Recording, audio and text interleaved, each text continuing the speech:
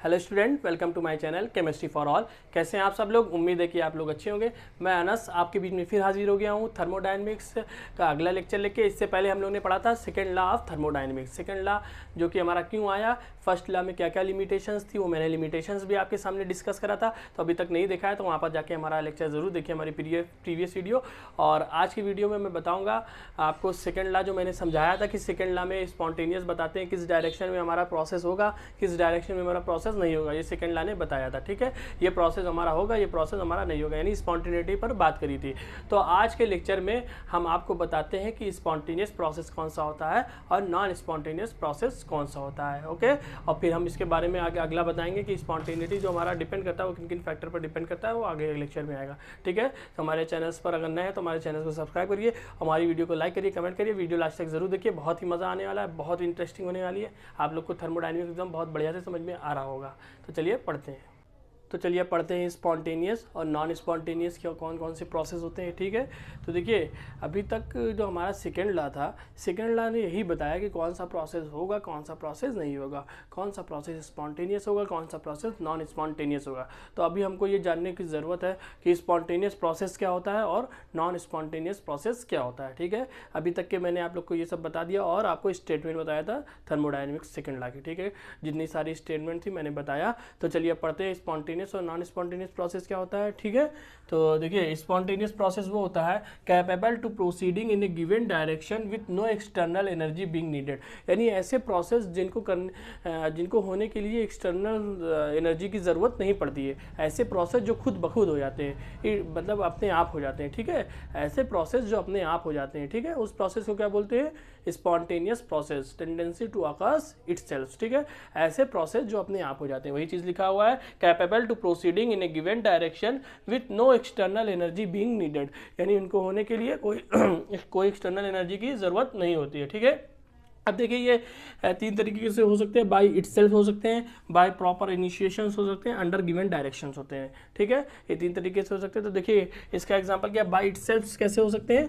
By itself यानी देखिए जो जैसे होता है heat flow of heat from higher temperature to lower temperature, यानी हायर टेम्परेचर से लोअर टेम्परेचर में हीट अपने आप फ्लो हो जाती है, ठीक है। तो ये क्या होगा? हमारा स्पॉन्टेनियस प्रोसेस होगा, ठीक है। और क्या होगा? जैसे हमारा कोई ग्लास है, आप पानी में अपने साल्ट डाल देंगे तो ऑटोमेटिक वो डिजॉल्व हो जाएगा, ठीक है। तो वही लिखा है salt dissolve in water, sugar भी डिजॉल्व इन वाटर, ये भी हो सकता है, ठीक है। तो ऐसे इसके बहुत सारे एग्जांपल है। इवेपोरेशन ऑफ वाटर, ठीक है, जैसे वाटर का इवेपोरेट होकर अपने आप ऑटोमेटिक स्पॉन्टेनियस प्रोसेस है, ठीक है। तो ऐसे प्रोसेस जो खुद ब खुद हो जाती है तो उनको क्या बोलते हैं? स्पॉन्टेनियस प्रोसेस, ठीक है। एक तो इटसेल्फ हो गया भाई, फिर प्रॉपर इनिशिएशन का क्या एग्जाम्पल रहेगा?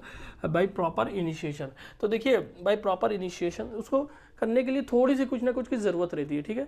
जैसे आप कोयला जलाते हैं कभी कभी, तो कोयला जलाने के लिए मान लीजिए आपने जो आपका वो कोयला है, आपने उसको जलाया, हल्का सा कुछ ना कुछ पहले शुरुआत करा होगा, हल्का सा, जैसे उसके ऊपर कोई भी चीज़ से आप जलाते हैं तो उसको थोड़ा सा इनिशिएट करते हैं, फिर वो ऑटोमेटिक अपने आप जलने लगता है, ठीक है। कभी कभी आपने देखा लकड़ी जलाने के लिए आपने थोड़ा सा जलाया, फिर वो ऑटोमेटिक जलती रहती है, ठीक है।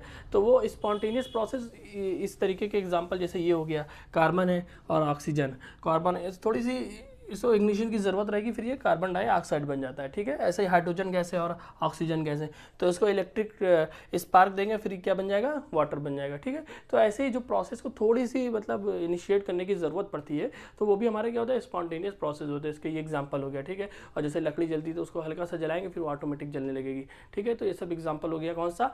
स्पॉन्टेनियस प्रोसेस का, ठीक है। तो स्पॉन्टेनियस कौन से प्रोसेस हुए? ऐसे प्रोसेस जो खुद ब खुद हो जाए। चलिए अब इसी में हम आपको इसी में थोड़ा सा चेंज कर देते हैं, नॉन स्पॉन्टेनियस प्रोसेस। कौन से नॉन स्पॉन्टेनियस प्रोसेस कौन से होते हैं? नॉन स्पॉन्टेनियस प्रोसेस कौन कौन से होते हैं आपको इसी में मैं चेंज कर, capable to proceeding in given direction with external energy being needed, ना ये नो हटा देते हैं, ठीक है। कौन से प्रोसेस? ऐसे प्रोसेस जिनको एक्सटर्नल एनर्जी की ज़रूरत होती हो, ठीक है। टेंडेंसी टू अकर्स इटसेल्फ नहीं होगा वहाँ पर, tendency to occurs from externals energy, ठीक है। Capable to proceeding in a given direction with external energy being needed, यानी ऐसे प्रोसेस जहाँ पर हमको बाहर की एनर्जी की ज़रूरत पड़ेगी, required to proceed of external energy, required to proceed, ठीक है। हमारे जो ज़रूरत होगी, एनर्जी की ज़रूरत होगी। अब इसमें जो जो एग्जाम्पल है मैं आपको बता दे रहा हूँ, ठीक है। इसको मैं मिटा दे रहा हूँ। देखिए यहाँ पर क्या हो जाएगा, अब यहाँ पर क्या होगा, flow of heat from lower temperature, यानी लोअर टेम्परेचर से किस में जाएगा, lower temperature to higher temperature, lower temperature to higher temperature, ऐसे process lower temperature to higher, ऐसे प्रोसेस जो कि हमारा क्या हो रहा है, लोअर टेम्परेचर से हायर टेम्परेचर पे जाएगा, तो वो प्रोसेस क्या कराएगा, नॉन स्पॉन्टेनियस। जैसे आपने पानी ऊपर से गिरा, पानी क्या है ऑटोमेटिक ऊपर से नीचे गिरेगा, तो वो क्या होगा, स्पॉन्टेनियस प्रोसेस होगा। बट अगर हम उसी पानी को नीचे से ऊपर भेजना है, नीचे से ऊपर भेजना है, तो हम उसको मोटर लगाएंगे, है कि नहीं, घर पे मोटर लगता है तभी तो पानी छत पे जाता है टंकी में, तो उसमें हम लोग मोटर लगाते हैं जिससे पानी ऊपर चला जाता है। तो यही और भी होता है हमारा लोअर टेम्परेचर से हायर टेम्परेचर में, यानी क्या कह रहा है, heat flow from lower temperature to higher temperature. आपने फ्रिज देखा होगा ना, फ्रिज में क्या होता है, उसकी जो मतलब फ्रिज क्या करती है, फ्रिज अपनी एनर्जी को निकाल के बाहर फेंकती है। रेफ्रिजरेटर क्या करता है, एनर्जी को बाहर निकाल के फेंका करता है, जिसकी वजह से जो आइस होती है वो जम जाती है। समझ में आया, आइस क्या होती है, जम जाती है, क्योंकि रेफ्रिजरेटर बाहर पानी वो हीट को बाहर निकाल के फेंका करता है। हीट कैसे फेंकता है बाहर निकाल के, उसको हम लोग बाहर से एक्सटर्नल एनर्जी देते हैं, उसको हम लोग देते नहीं है, इलेक्ट्रिक एनर्जी देते नहीं है, जिसकी वजह से वो फ्रिज अपनी बाहर अंदर की एनर्जी को निकाल के फेंक देता है और हमारा वाटर मतलब आइस बन जाता है। ठीक है, वाटर से आइस में बन जाता है। तो समझ में आया, वहाँ पर हमको क्या करना है, एक्सटर्नल एनर्जी की जरूरत पड़ी, तो वो प्रोसेस क्या होगा, नॉन स्पॉन्टेनियस प्रोसेस। ठीक है, तो ये स्पॉन्टेनियस प्रोसेस हो गया और एक नॉन स्पॉन्टेनियस प्रोसेस। समझ में आया, कौन से प्रोसेस, ऐसे प्रोसेस जिनको करने के लिए बाहर के हमको एनर्जी की ज़रूरत पड़ेगी। ठीक है, वही फ्रिज वाला एग्जांपल आप लोग समझ लेंगे, वो अपने अंदर की एनर्जी निकाल के बाहर फेंकता रहता है और पानी जम जाता है। ठीक है, तो उसको हम लोग क्या करेंगे, बाहर से एनर्जी देते हैं ना, इलेक्ट्रिक एनर्जी देते हैं। ठीक है, तो ऐसे प्रोसेस जो बाहर से एक्सटर्नल एनर्जी की ज़रूरत होगी वो हमारे क्या होते हैं, नॉन स्पॉन्टेनियस प्रोसेस हो गए। ठीक है, तो अब ये नॉन स्पॉन्टेनियस प्रोसेस चल रहा है, तो अब हमको इसमें देखना है, क्या देखना है, कोई भी स्पॉन्टेनियस हो रहा है, कोई भी नॉन स्पॉन्टेनियस हो रहा है, ऐसे कैसे काम चलेगा भाई, है कि नहीं। ये तो अब इसके लिए कुछ ना कुछ चीज़ें होती है डिसाइड करने के लिए। मान लीजिए आपको मेडिकल लाइन में जाना है, ठीक है, आपको डॉक्टर बनना है, तो आपको नीट क्रैक करना पड़ेगा। आपके लिए एक क्राइटेरिया बना दिया है, ऐसे कोई नहीं जा सकता ना, कोई बिना नीट किया जा सकता है। तो ऐसे ही स्पॉन्टेनियस और नॉन स्पॉन्टेनियस होने के लिए एक क्राइटेरिया बना दिया गया है। क्या क्राइटेरिया बना दिया है, मैं आपको बताता हूँ। ठीक है, जैसे आपको कोई भी PhD करना है, तो आपको या फिर यूनिवर्सिटी का PhD टेस्ट क्वालिफाई करना पड़ेगा, या फिर JRF या फिर नेट क्वालिफाई करना पड़ेगा। ठीक है, तो ये सब चीज़ें आपको करना पड़ेगा। और अगर आपको मेडिकल लाइन में जाना है तो नीट करना पड़ेगा। हर एक चीज़ के लिए क्राइटेरिया बना हुआ है। ठीक है, तो ऐसे ही कौन सा स्पॉन्टेनियस प्रोसेस है, कौन सा नॉन स्पॉन्टेनियस प्रोसेस है, इसके लिए भी आपका क्राइटेरिया अवेलेबल है। ठीक है, तो वो क्राइटेरिया क्या है तो मैं आपको बताता हूँ। ठीक है, तो देखिए इसको मैं मिटा लेता हूँ, फिर आपको बताता हूँ किन किन फैक्टर पे हमारा स्पॉन्टेनियस और नॉन स्पॉन्टेनियस फैक्टर डिपेंड करता है। ठीक है, कौन कौन से फैक्टर पर डिपेंड करता है, फैक्टर टू डिसाइड स्पॉन्टेनिटी। ठीक है, कौन से फैक्टर होंगे वो मैं आपको चलिए बताता हूँ। तो देखिए कौन से फैक्टर होंगे वो मैं बताता हूँ। देखिए factor to decide spontaneity.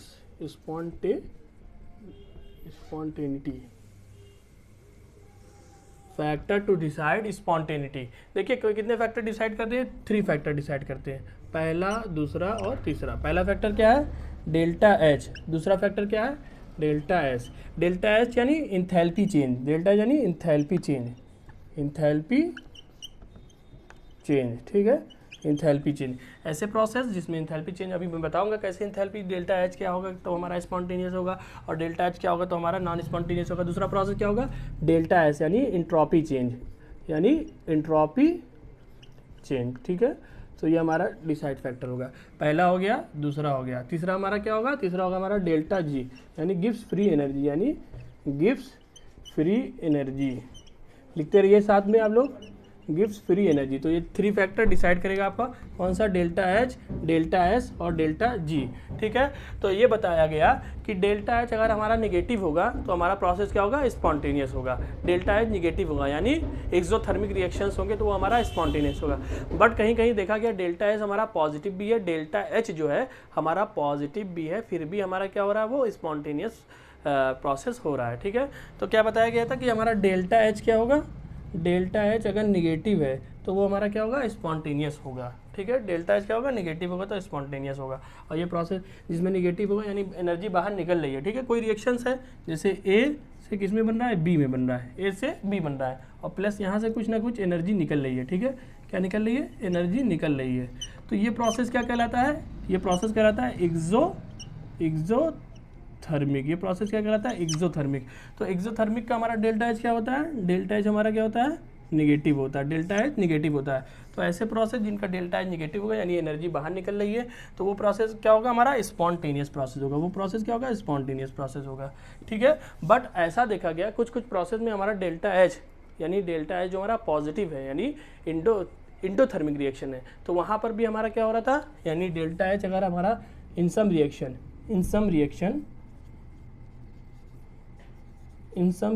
Delta H क्या था, पॉजिटिव, यानी हमारा इंडोथर्मिक रिएक्शन। तो वहाँ पर क्या हो रहा था, वहाँ पर भी हमारा स्पॉन्टेनियस प्रोसेस हो रहा था। क्या हो रहा था, स्पॉन्टेनियस। तो अब ऐसा क्यों हो रहा था, ठीक है। तो मैं सारे प्रोसेस कौन कौन से स्पॉन्टेनियस मतलब जिसमें डेल्टा एच निगेटिव है, डेल्टा एच पॉजिटिव है, मैं आपको भी इसी में करके बताता हूँ, ठीक है। अगला कौन सा फैक्टर है, एंट्रोपी फैक्टर। एंट्रोपी फैक्टर क्या था, एंट्रोपी फैक्टर में भी अभी बताता हूँ, ठीक है। फिर अगला फैक्टर रहेगा गिब्स फ्री एनर्जी। तो हमारा ये पूरा लेक्चर इसी पर रहेगा। अभी आज मैं बताता हूँ आपको इंथैल्पी चेंज कब हमारा नेगेटिव रहेगा, कब हमारा पॉजिटिव रहेगा, तो स्पॉन्टेनियस नॉन स्पॉन्टेनियस कैसे डिसाइड करेंगे। फिर हमारा डेल्टा एस इंट्रॉपी चेंज भी अभी मैं बताता हूँ, ठीक है। फिर अगला लेक्चर जो हमारा आएगा फिर यही सब आएगा, इंट्रॉपी चेंज पे आएगा और गिब्स फ्री एनर्जी पे आएगा, ठीक है। तो ये 3 फैक्टर पे डिपेंड करता है। फैक्टर टू डिसाइड क्या होगा, फैक्टर टू डिसाइड हमारा स्पॉन्टेनिटी किस पे, डेल्टा एच पे, डेल्टा एस पे और डेल्टा जी पे, ठीक है। डेल्टा एच यानी इंथैल्पी चेंज और फिर इंट्रॉपी चेंज और गिब्स फ्री एनर्जी, ठीक है। तो इंथैल्पी चेंज यानी हमारा डेल्टा एच निगेटिव रहेगा। निगेटिव कब रहेगा, जैसे ए से बी रिएक्शंस हो रही है तो यहाँ से जो एनर्जी निकल रही है, ठीक है, एनर्जी निकल रही है, एब्जॉर्ब नहीं हो रही है। एनर्जी जब निकलेगी तो हमारा एक्सोथर्मिक रिएक्शन कहलाएगा। और एनर्जी जब एब्जॉर्ब होगी, जब एनर्जी एब्जॉर्ब होगी तो वो क्या कहलाएगा, इंडोथर्मिक रिएक्शन कहलाएगा। क्या कहलाएगा, इंडोथर्मिक रिएक्शन कहलाएगा। और उसकी डेल्टा एच क्या होती है, उसकी डेल्टा एच क्या होती है, पॉजिटिव होती है। उसकी डेल्टा एच क्या होती है, पॉजिटिव होती है। समझ में आया आप लोग को, आई थिंक आप लोग को समझ में आया होगा। तो चलिए मैं एग्जांपल से आप लोग को बताता हूँ, इसकी स्क्रीनशॉट ले लिए, ठीक है। 3 फैक्टर पर डिसाइड करता है, 3 फैक्टर है, ये बहुत इंपॉर्टेंट फैक्टर है और ये बहुत अच्छा लेक्चर चल रहा है आप लोग का। हमारे चैनल्स को अभी तक सब्सक्राइब नहीं किया तो सब्सक्राइब करिए, इसकी स्क्रीनशॉट लीजिए, फिर आगे मैं बताता हूँ आप लोग को। तो मैंने आपको 3 फैक्टर बताया जो कि स्पॉन्टेनियस को डिसाइड कर रहा था। कौन सा फैक्टर था, एक था हमारा इंथैल्पी चेंज, एक था हमारा एंट्रोपी चेंज, एक था हमारा गिब्स फ्री एनर्जी। यानी एक हमारा enthalpy change delta H, entropy change delta S और Gibbs free energy delta G. तो चलिए एक एक करके डिस्कस करते हैं। अभी मैंने आपको थोड़ा सा उसके बारे में बताया, तो चलिए आप फुल डिस्कस करते हैं एक एक करके। तो देखिए पहला हमारा क्या है, इंथैल्पी चेंज, यानी ये क्या है, इंथैल्पी चेंज है, इंथैल्पी चेंज, ठीक है। यानी डेल्टा एच कब हमारा निगेटिव रहेगा, कब पॉजिटिव रहेगा, ये मैंने आपको बताया। जैसे मैंने आपको बताया डेल्टा एच निगेटिव यानी रिएक्शन से एनर्जी बाहर निकली। यानी जैसे कोई रिएक्शन है, अगर ए रिएक्शन है, ठीक है, ए रिएक्शन है तो ये क्या बन रहा है, अगर बी बन रहा है तो यहाँ से कुछ ना कुछ एनर्जी जो है हमारी निकल रही है। एनर्जी जो है इसको सही से यहाँ लिख देते हैं, रुक जाइए तो अच्छे से बना देते हैं आप लोग के लिए। तो देखिए ये क्या बता रहा है, ये प्रोसेस ये बता रहा है, देखिए अगर कोई प्रोसेस हमारा ए से क्या बन रहा है, बी बन रहा है, ए से बी बन रहा है, ए से बी बन रहा है, तो हमारे यहाँ कुछ ना कुछ एनर्जी जो होगी वो निकलेगी। क्या होगी, एनर्जी निकलेगी। तो यानी डेल्टा एच निगेटिव आएगा, ठीक है ना, एनर्जी निकल रही है तो डेल्टा एच निगेटिव आएगा। तो यानी ये रिएक्शन हमारा स्टेबलाइज हो रहा है, ये रिएक्शन हमारा एक डायरेक्शन में जा रहा है, तो हमारा क्या होगा, स्पॉन्टेनियस होगा और इरिवर्सिबल होगा, यानी रिवर्सिबल नहीं होगा, ठीक है। तो समझ में आया कि ए से बी बन रहा है और एनर्जी निकल रही है, ठीक है। तो यानी वो उसकी एनर्जी घट रही है, ठीक है। एनर्जी घटेगी तो जाहिर सी बात है स्टेबलाइज हो जाएगा, ठीक है। तो ये क्या होगा, डेल्टा एच निगेटिव हो रहा है, ठीक है। समझ में आया, डेल्टा एच जहाँ निगेटिव होगा तो वो प्रोसेस क्या कहलाएगा, स्पॉन्टेनियस होगा, ये स्पॉन्टेनियस होगा। एनर्जी क्या हो रही है, energy of the system decreases, energy क्या हो रही है, सिस्टम की डिक्रीज हो रही है, यानी निकल रही है। तो उस प्रोसेस को क्या बोलते हैं, जहाँ एनर्जी निकल रही है उस प्रोसेस को हम लोग बोलते हैं एक्सोथर्मिक रिएक्शन। तो एक्सोथर्मिक रिएक्शंस मतलब जो होता है वो स्पॉन्टेनियस होता है, ठीक है। तो एक्सोथर्मिक रिएक्शंस क्या हो रहा है, स्पॉन्टेनियस, यानी इसका डेल्टा एच क्या होगा, निगेटिव होगा। डेल्टा एच क्या होगा, एक्सोथर्मिक रिएक्शन का हमेशा निगेटिव होगा, ऑलवेज निगेटिव रहेगा। अब देखिए जैसे ये प्रोसेस है H2 से O2 क्या बन रहा है, H2O2, तो हमारा क्या हो यहाँ पर हीट निकल रही है, ठीक है। ये हमने ले लिया कार्बन और ये हमारा ऑक्सीजन, तो CO बना, ठीक है, ये CO2, ठीक है। CO2 जो बना तो यहाँ से भी हमारी कुछ ना कुछ एनर्जी निकल रही है, तो रिएक्शन स्टेबलाइज हो रहा है, यानी एक डायरेक्शन में जा रहा है। तो ये हमारा क्या होगा, स्पॉन्टेनियस रिएक्शन होगा। क्या होगा, स्पॉन्टेनियस रिएक्शन होगा। डेल्टा एच क्या है, निगेटिव है, डेल्टा एच क्या है, निगेटिव है। और ये हमारा क्या है, एक्सोथर्मिक रिएक्शन है। क्या है, एक्सोथर्मिक रिएक्शन। बट अब एक चीज़ और ध्यान दीजिएगा, यहाँ पर देख लीजिए, अभी ये जो फैक्टर है फुल्ली फुलफिल इसको नहीं कर पा रहा है, इसको जो है फुल्ली फिलफिल नहीं कर पा रहा है कि हमारा स्पॉन्टेनियस होगा कि नहीं होगा। बट अभी देखिए आगे देखिए, ये जो चीज़ है इसके आगे देखिए, एक्सोथर्मिक बता दिया कि स्पॉन्टेनियस होगा, डेल्टा एच नेगेटिव होगा। लेकिन ऐसे बहुत सारे रिएक्शंस देखे गए जहाँ पर हमारा डेल्टा एच क्या था, पॉजिटिव था। डेल्टा एच क्या था, डेल्टा एच पॉजिटिव था और फिर भी हमारा स्पॉन्टेनियस रिएक्शन वो शो कर रहा था। समझ में आया? अभी तक हम लोगों ने देखा कि डेल्टा एच अगर नेगेटिव होगा तो स्पॉन्टेनियस होगा, बट कुछ रिएक्शन ऐसे थे जहाँ पर डेल्टा एच हमारा पॉजिटिव था फिर भी वो हमारा स्पॉन्टेनियस रिएक्शन था। यानी ये हमारा क्या हो जाएगा, एंडोथर्मिक रिएक्शन रहेगा। जहाँ पर डेल्टा एच पॉजिटिव रहेगा वो हमारा एंडोथर्मिक रिएक्शन रहेगा। ठीक है, तो वहाँ पर देखा गया कि वो हीट एब्जॉर्ब कर रहा था। यानी अब यहाँ पर क्या होगा, अब यहाँ पर ये होगा ए है और फिर यहाँ पर प्लस हीट एब्जॉर्ब करेगा। क्या करेगा, कुछ ना कुछ हीट यानी एनर्जी क्या करेगा, एनर्जी क्या करेगा, एब्जॉर्ब होगी। यहाँ क्या होगी, एब्जॉर्ब होगी। ठीक है, समझ में आया, एनर्जी एब्जॉर्ब होगी प्लस बी बन जाएगा। तो यहाँ पे तो एनर्जी निकल रही थी, यहाँ पर एनर्जी एब्जॉर्ब हो रही है। तो ऐसे प्रोसेस क्या बोलते हैं, एंडोथर्मिक रिएक्शन। और जहाँ पर एनर्जी निकल रही तो ऐसे प्रोसेस क्या बोलते हैं, एक्सोथर्मिक रिएक्शन। बट अब देखिए यहाँ पर क्या देखा गया, अगर डेल्टा एच पॉजिटिव है, यहाँ पर डेल्टा एच पॉजिटिव है क्योंकि यहाँ पर हमारी एनर्जी एब्जॉर्ब हो रही है, फिर भी ये हमारा स्पॉन्टेनियस रिएक्शन है। चलिए इसका मैं एग्जाम्पल बताता हूँ, आप लोग को अच्छे से समझ में आएगा। देखिए जैसे जो आइस होती है हमारी, जो आइस होती है और वो वाटर में चेंज हो जाती है, वहाँ पर डेल्टा एच पॉजिटिव रहेगा। जैसे हमने आपकी फ्रिज में आइस जमी रही थी ना, तो अगर आप अपनी फ्रिज से आइस निकालेंगे बाहर, तो फ्रिज से आइस निकालेंगे बाहर तो बाहर के एटमॉस्फेयर में जब आएगा तो वो बाहर की हीट को एब्जॉर्ब करेगा, है कि नहीं। बाहर की हीट को, बाहर की गर्मी को एब्जॉर्ब करके वो पानी में चेंज हो जाता है कि नहीं। तो वहाँ पर क्या होगा, अपने आप होगा ना, मैंने तो कुछ उसको करा ही नहीं, मैंने कुछ करा उसको बाहर से एनर्जी दिया कि भैया तुम बर्फ़ हो, हम तुमको बाहर से एनर्जी दे रहे हैं, तुम पानी बन जाओ। ऐसा तो नहीं हुआ ना, हमने बर्फ़ निकाला, ऑटोमेटिक वो हमारा क्या हो गया, पानी बन गया। तो यहाँ पर क्या देखा गया कि डेल्टा एच जो है हमारा पॉजिटिव है कि नहीं, क्योंकि वहाँ पर जो हमारा आइस था उसने एनर्जी एब्जॉर्ब करा, तो डेल्टा एच हमारा पॉजिटिव हो जाएगा।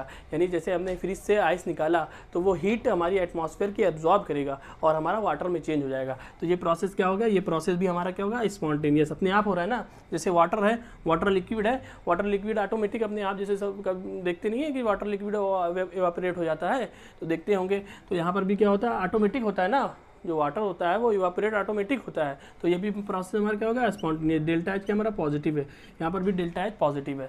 तो भैया ये तो हमारा डिसाइड नहीं कर पा रहा है, कुछ फैक्टर में हमारा डेल्टा एच पॉजिटिव है, कुछ फैक्टर में हमारा कुछ रिएक्शन में हमारा डेल्टा एच पॉजिटिव है, कुछ रिएक्शन में हमारा डेल्टा एच निगेटिव है। तो डेल्टा एच तो भाई डिसाइड नहीं कर पा रहा कि ये हमारा स्पॉन्टेनियस है, ये नॉन स्पॉन्टेनियस है। अब अगला फैक्टर क्या होगा, देख रहे हैं यहाँ पर निगेटिव है, यहाँ पर पॉजिटिव है डेल्टा एच, फिर भी हमारा स्पॉन्टेनियस है।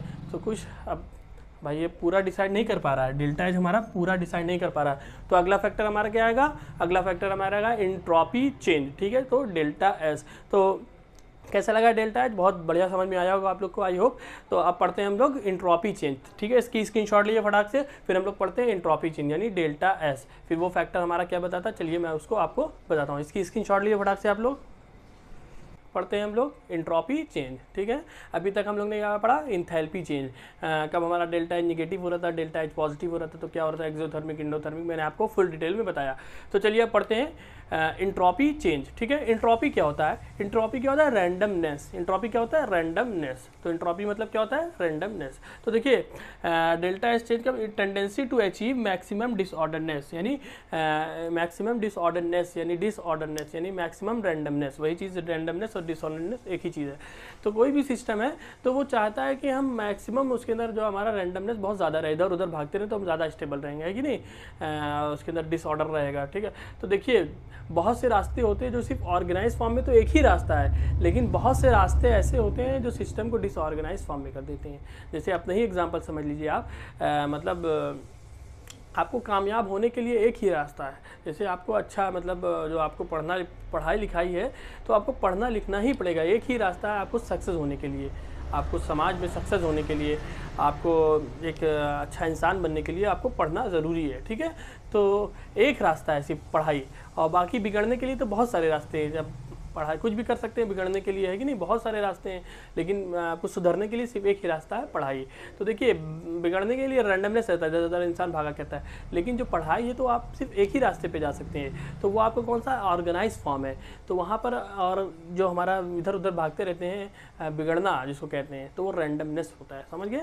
तो यानी जो हमारा क्या होता है सिस्टम क्या चाहता है, मैक्सिमम मतलब कोई भी चीज़ है तो वो रैंडमनेस चाहता है। तो देखिए सिस्टम है एक ऑर्डर फॉर्म में है तो वो क्या चाहता है, डिसऑर्डर फॉर्म में जाएगा, क्या होगा, डिसऑर्डर फॉर्म में जाना चाहेगा। तो यानी लो प्रोबेबिलिटी है ऑर्डर फॉर्म में रहने से, ऑर्गेनाइज फॉर्म में रहने के लिए लो प्रोबेबिलिटी, ये ऑर्गेनाइज फॉर्म है, ये डिसऑर्गेनाइज फॉर्म है, इधर उधर भाग रहा है, तो इसकी रहने के लिए मतलब ये हाई प्रोबेबिलिटी है, ठीक है। और ये हमारा क्या होगा, low probability to high probability, यानी ऑर्डर फॉर्म से डिसऑर्डर फॉर्म में, ठीक है। तो समझ में आया, आई होप कि आप लोग को समझ में आया होगा। तो यानी जब हमारा एंट्रोपी क्या होगा, delta S greater than zero होगा, delta S greater than zero होगा तो हमारा क्या सिस्टम होगा, स्पॉन्टेनियस होगा, क्या होगा, स्पॉन्टेनियस होगा, स्पॉन्टेनियस होगा। जब डेल्टा एस हमारा ग्रेटर देन जीरो होगा तो हमारा क्या होगा, स्पॉन्टेनियस होगा। तो देखिए तो आपको एग्जांपल समझाते हैं, जैसे अभी मैंने एग्जांपल लिया था, आइस लेंगे तो वाटर बन जाता है, ठीक है, आइस हम निकालेंगे बाहर, वो हीट लेगा इन्वायरमेंट की, और क्या करेगा, एटमॉस्फेयर की हीट लेगा और वाटर में चेंज हो जाता है, तो वो हमारा स्पॉन्टेनियस था, ठीक है। तो अब देखिए यहाँ पर क्या हो रहा है, ये यहाँ पर क्या रहा, आइस क्या होता है, आइस एक ऑर्गेनाइज फॉर्म में होता है ना, ऑर्गेनाइज फॉर्म में रहेगा, आइस क्या रहेगा, बहुत करीब इसके मॉलिक्यूल्स रहेंगे, बट जैसे जैसे हमारा वेपर रहेगा तो थोड़ा दूर रहेंगे, थोड़ा दूर रहेंगे, यानी रैंडमनेस बढ़ रही है, यानी यहाँ पर क्या था, रैंडमनेस बढ़ रही है। तो ये जो एग्जांपल था आइस वाला, मैंने आपको बताया था कि डेल्टा एच यहाँ पर पॉजिटिव आ रहा है तो फिर भी हमारा स्पॉन्टेनियस है, ठीक है, डेल्टा एच पॉजिटिव आ रहा है। तो देखिए यहाँ पर डेल्टा एच पॉजिटिव आ रहा था क्योंकि एनर्जी अब्जॉर्ब कर रहा था, वाटर बन जा रहा था, ठीक है। तो यहाँ पर क्या था, डेल्टा एच क्या था, डेल्टा एच क्या था, पॉजिटिव था, और हमारा क्या था, ये स्पॉन्टेनियस था, ठीक है। ये मैंने आपको एग्जांपल समझाया था। अब मैं ये बता दे रहा हूँ, यहाँ पर डेल्टा एस भी इसको बताएगा कि ये हमारा स्पॉन्टेनियस है। कैसे बताएगा, यहाँ पर देखिए एक ऑर्गेनाइज फॉर्म में यहाँ करीब है, रैंडमनेस कम है, यहाँ पर रैंडमनेस ज़्यादा है, रैंडमनेस ज़्यादा है, यानी delta S greater than zero, delta S greater than zero. तो यहाँ पर क्या है, delta S greater than zero, तो ये भी हमारा बता रहा है कि ये स्पॉन्टेनियस प्रोसेस है। समझ में आया, ये भी प्रोसेस बता रहा है, ये प्रोसेस क्या बता रहा है, डेल्टा एस को बता रहा है कि स्पॉन्टेनियस प्रोसेस है। बट यहाँ पर देख लीजिए, यहाँ पर जस्ट देखिए, यहाँ पर क्या होगा, ये गैस फॉर्म में है, गैस फॉर्म में यानी हमारा दूर रहेगा, ये क्या, इसको क्या बोलते हैं, अगला एग्जांपल, एग्जांपल नंबर 1 है, एग्जांपल नंबर 2 समझ लिए, ये लिक्विफिकेशन ऑफ गैस है ना। तो देखिए यहाँ पर क्या होगा, ये दूर रहेगा, ये दूर रहेगा, बट यहाँ पर लिक्विड में करीब आ जाएगा। तो यहाँ तो भाई हमारा क्या हो रहा है, यहाँ तो हमारी भाई एंट्रोपी कम हो रही है कि नहीं। बट जब हमारा जो पहला फैक्टर था, यहाँ पर पहला फैक्टर क्या है, यहाँ पर पहला फैक्टर डेल्टा एच क्या है, यहाँ पर डेल्टा एच यहाँ पर निगेटिव है, यहाँ पर डेल्टा एच क्या है, निगेटिव है, और डेल्टा एस क्या है, यहाँ पर डेल्टा एस यहाँ पर क्या है, delta S lower than zero है, delta S lower than zero. तो ये तो हमारा बता रहा है कि नॉन स्पॉन्टेनियस है, नॉन स्पॉन्टेनियस है, और ये हमको बता रहा है कि स्पॉन्टेनियस है। समझ में आया, क्योंकि हमने बताया था यहाँ पर गैस है, गैस क्या करेगा, एनर्जी लेगा, एब्जॉर्ब करेगा, ठीक है। यहाँ वाला जो बताया था मैंने, ये आइस वाला क्या करेगा, आइस एनर्जी लेगा और वाटर में चेंज हो जाएगा। बट यहाँ पर जो गैस है, गैस क्या करेगा, गैस जब लिक्विड में चेंज होगा तो एनर्जी बाहर निकलेगी, यानी डेल्टा एच निगेटिव रहेगा, यानी डेल्टा एच निगेटिव रहेगा, एनर्जी निकल रही है, डेल्टा एच निगेटिव रहेगा, यानी यहाँ पर कौन सा रिएक्शन है, एक्सोथर्मिक रिएक्शन रहेगा, डेल्टा एच निगेटिव रहेगा। और मैंने बताया था जब डेल्टा एच निगेटिव रहता है तो रिएक्शन हमारा क्या कहलाता है, स्पॉन्टेनियस रिएक्शन होता है। समझ में आया, ये चीज़ तो हमको डिसाइड कर रही है, डेल्टा एच निगेटिव है तो स्पॉन्टेनियस है। बट यहाँ पर देखिए गैस के मॉलिक्यूल्स बहुत दूर रहेंगे, बट लिक्विड के मॉलिक्यूल्स बहुत करीब आ जाते हैं, जिसकी वजह से रैंडमनेस कम हो रही है, यानी delta S lower than zero हो जा रहा है। तो हमारा क्या होगा, नॉन स्पॉन्टेनियस होगा ये चीज़। तो देखिए एक फैक्टर तो हमारा बता रहा है स्पॉन्टेनियस है, एक्स फैक्टर बता रहा है हमारा नॉन स्पॉन्टेनियस है। तो देखिए ऐसे ही अब एग्जाम में ऐसे पूछ सकता है, जैसे ये रिएक्शंस कोई भी चीज़ दे देगा तो पूछेगा मतलब अगर हमारा इसको डेल्टा एच यानी एंट्रोपी के फैक्टर पर देखेंगे तो ये स्पॉन्टेनियस है कि नॉन स्पॉन्टेनियस है, और अगर हमारा एंथैल्पी यानी इंथैल्पी डेल्टा एच पे हम देखेंगे तो ये हमारा स्पॉन्टेनियस है कि नॉन स्पॉन्टेनियस, अलग अलग फैक्टर देगा, इससे दे देगा। अगर पूछेगा एंट्रोपी फैक्टर यानी डेल्टा एस से ये हमारा जो रिएक्शन है लिक्विफिकेशन ऑफ गैस स्पॉन्टेनियस है कि नॉन स्पॉन्टेनियस है, और अगर दे देगा कि डेल्टा एस से ये हमारा जो रिएक्शन हो रहा है ये हमारा स्पॉन्टेनियस है कि नॉन स्पॉन्टेनियस है, वो एग्जाम में दे देगा। तो देखिए हमारा फैक्टर जो है वो भी हमारा अलग अलग चीज़ बता रहा है। तो मैं इसके बारे में फुल डिटेल आपको बताऊंगा, एंट्रोपी चेंज के बारे में मैं आपको, और फिर इसके बाद गिब्स फ्री एनर्जी बताएंगे। ठीक है, तो बहुत ही इंटरेस्टिंग लेक्चर अगला आएगा, और ये भी आपका बहुत ही इंटरेस्टिंग लेक्चर था। ठीक है, तो आप लोग को आई थिंक बहुत मज़ा आया होगा आप थर्मोडायनेमिक्स समझने में। तो आप लोग हमारे चैनल्स को सब्सक्राइब कर दीजिए, और फिर अगला मैं चैप्टर बताऊँगा, एंट्रोपी चेंज फुल डिटेल में बताऊँगा। अभी तो मैंने इसको बता दिया है कैसे क्या हो रहा है। ठीक है, तो अगला मैं बताऊँगा एंट्रोपी चेंज फुल डिटेल में मैं आप लोग को बताऊँगा। ठीक है, तो हमारे चैनल को सब्सक्राइब करिए, मिलते हैं फिर नेक्स्ट वीडियो के साथ। तब तक के अपना ख्याल रखिए और हमारे चैनल को सब्सक्राइब करिए।